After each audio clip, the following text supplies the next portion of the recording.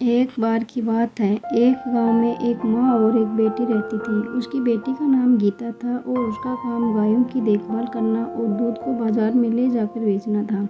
गीता ने एक बाल्टी दूध भरा और बाजार की ओर चल पड़ी। बाजार जाते समय वह सोचने लगी कि दूध बेचने से जो पैसा उसने कमाया है उसे कैसे खर्च किया जाए। वह सोचने लगी कि उसमें क्या कमी है। जैसे ही वह गली से नीचे उतरी, उसने केक और ताज़ी स्ट्रॉबेरी से भरी एक टोकरी देखी और उसने उसे खरीदने का फैसला किया। जब वह सड़क के सामने पहुंची तो उसे एक और मुर्गी दिखाई दी और वह सोचने लगी, आज के दूध को बेचने के आए पैसों से मैं अपने लिए एक मुर्गी खरीदूंगी। वह मुर्गी अंडे देगी, फिर मेरे पास बेचने के लिए दूध और अंडे होंगे और मुझे और पैसे मिलेंगे।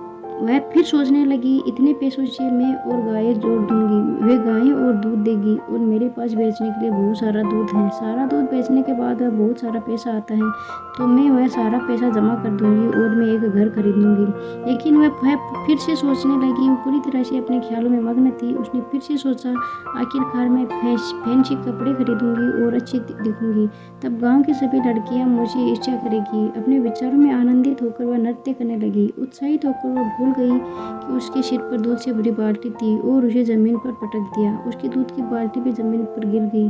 सारा दूध गिरा देख वह रोने लगी। उसने वह सब कुछ किया जो वह कर सकती थी, लेकिन वह एक भी बाल्टी नहीं संभाल सकती थी। पल भर में उसका सपना चकनाचूर हो गया। जब वह घर पहुंची तो माँ ने उसको डांटा। तो ये कहानी आपको कैसी लगी कमेंट करके जरूर बताएं। ऐसी